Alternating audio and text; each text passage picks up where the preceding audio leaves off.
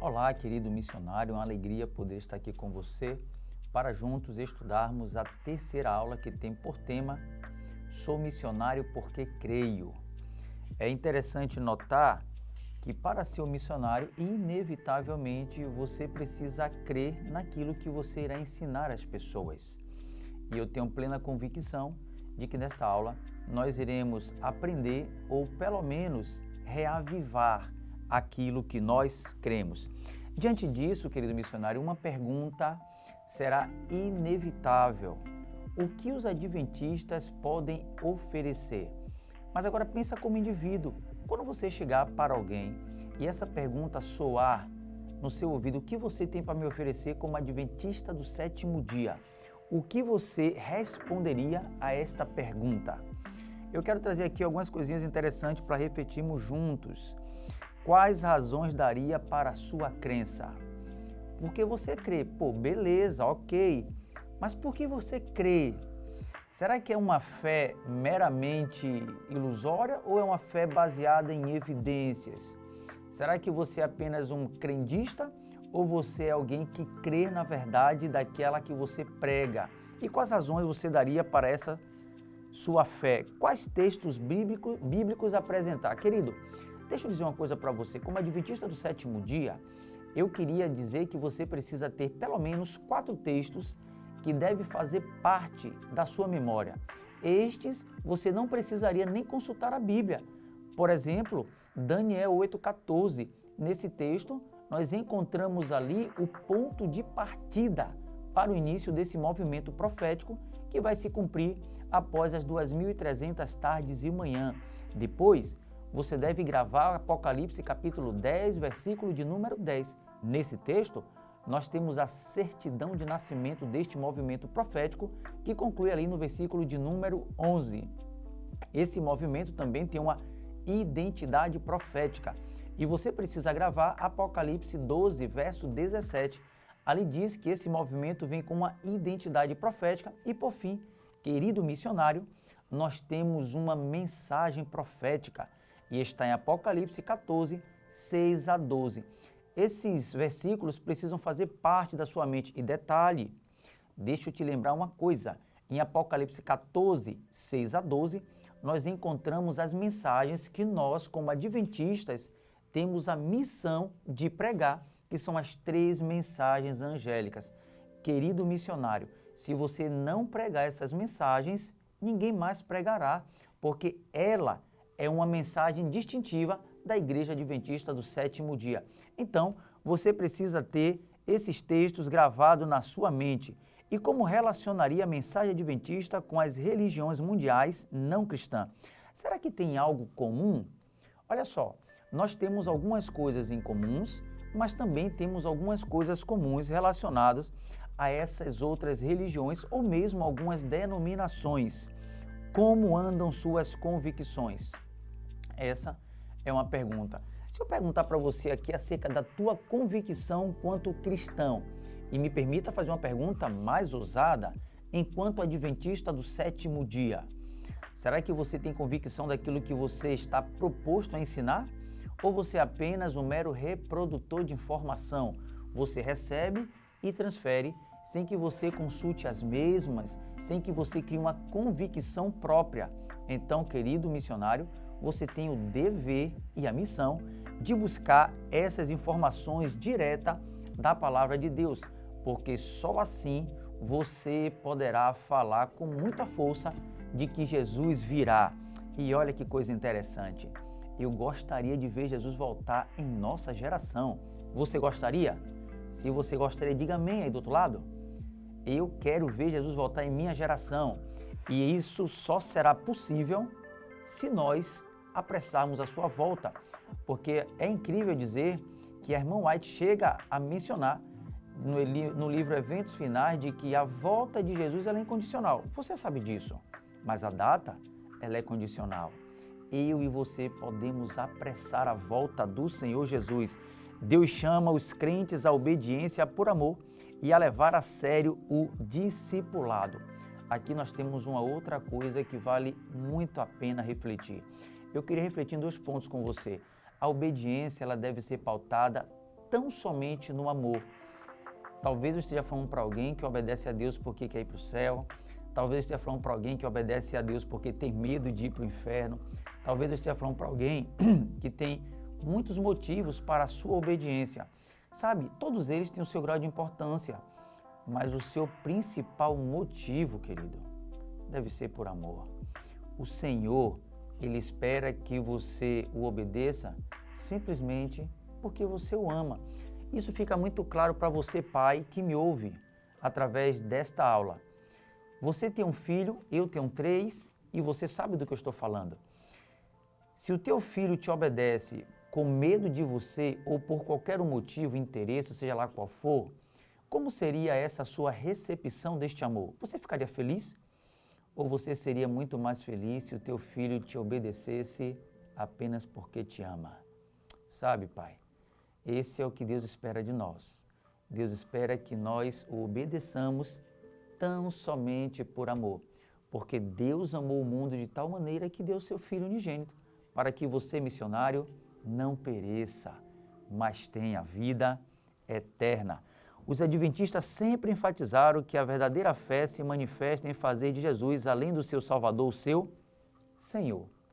Aqui vai um outro ponto que eu diria ser um dos mais importantes, se não o mais importante desse nosso estudo. Ter Jesus como nosso Salvador é tudo muito lindo, tudo muito gostoso, prazeroso, mas talvez a nossa maior dificuldade é entender que esse mesmo Jesus, que é o nosso Salvador, também precisa ser o nosso Senhor. Pastor Luciano, o que é que isso muda? Muita coisa, porque se eu tenho Cristo como meu Senhor, logo eu não tenho vontade própria, porque o servo não tem vontade própria. A vontade do servo é fazer a vontade do seu Senhor.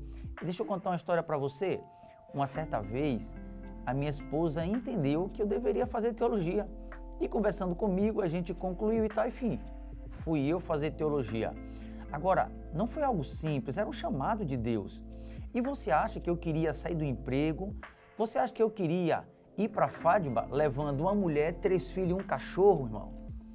Se eu já tinha uma vida acomodada, estruturada, confortável, empregado, imagina, deixar tudo isso para trás para começar tudo do zero. E detalhe, a minha única opção de trabalho seria a comportagem, que para muitos você nem pensa em fazer. Deixa eu dizer uma coisa para você, a comportagem foi um milagre na minha vida.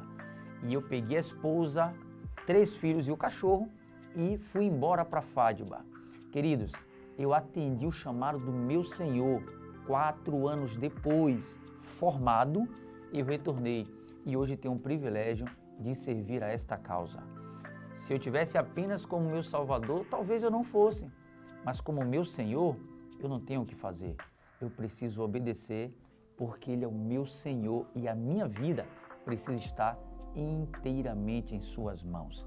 Queridos, outra coisa para a gente continuar pensando, Deus restaura nos crentes a vida integral em Cristo.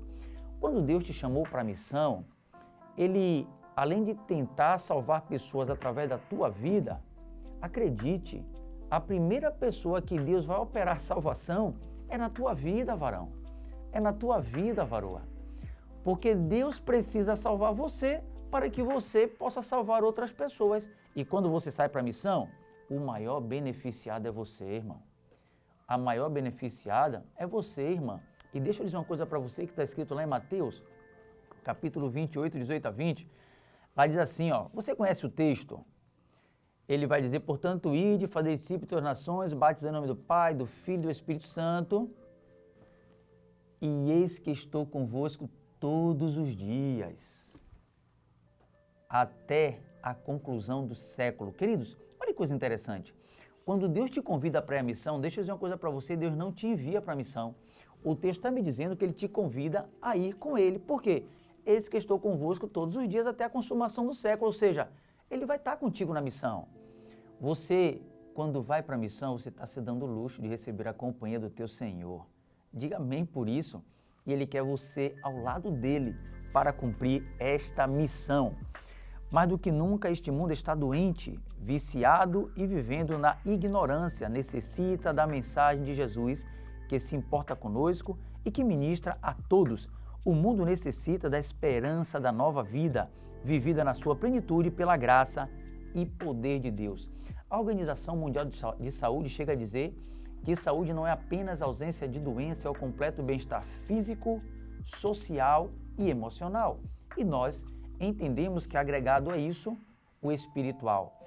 E apesar dos médicos, da ciência e tantas outras coisas cuidar dessa área chamada física, mental e social, só Deus pode curar da vida espiritual. Essa doença, só Deus pode curar, que é o pecado. Só que Deus quer usar pessoas, e uma delas é você, querido missionário, querida missionária. Deixa Deus te usar, varão. Todas essas convicções apontam para Jesus, um Jesus que verei novamente quando Ele vier. Um Jesus que é Salvador e Senhor e que se preocupa com a minha felicidade. Deixa eu chamar um ponto da sua atenção. Cristo, Ele não se preocupa apenas com a tua vida eterna. Isso é a principal preocupação dele, óbvio, mas Ele está preocupado com a tua felicidade aqui. E ninguém é feliz sem estar servindo a Deus e ao próximo. Quando Ele te convida para a missão, Ele está te convidando à felicidade, querido. Deixa Deus conduzir a sua vida na missão e eu tenho certeza que Ele fará proezas através da tua vida. Mais um ponto, um Jesus que pode e cura, não apenas minha alma ou natureza espiritual, mas todo o meu ser. Cristo pode curar não apenas parte da sua vida, Ele pode curar toda a sua vida. Agora, pontos em comuns que nós temos com algumas religiões do mundo, a começar pelo muçulmano. Note, aqui diz que nossos elevados padrões em relação à recreação, modéstia, alimentação, pelo fato de não comermos carnes impuras, nem ingerirmos bebidas alcoólicas, é algo que nós temos comum com os muçulmanos. Então, os adventistas do sétimo dia não é uma ilha sozinho no meio do oceano. Nós temos algumas coisas comuns, como a guarda do sábado e alguns aspectos do nosso regime alimentar, que são semelhantes aos judeus. E uma terceira, que é o budismo, o regime alimentar vegetariano como ideal e nosso posicionamento em relação à não combatência em situação de guerra. Entendemos que o regime alimentar vegetariano é o melhor e é o sonho de Deus para seus filhos. Fica aqui para você pensar como é que você está cuidando do templo do Espírito, varão. Como é que você está cuidando do templo do Espírito, varoa? Quanto melhor a tua casa estiver ajustada, mais confortável o Espírito Santo se sentirá habitando em você. Pega essa dica. Continuando a nossa mensagem, vamos agora falar do movimento profético. O movimento adventista do sétimo dia é um movimento profético e mundial. E para fazer isso acontecer, nós fazemos uso da organização.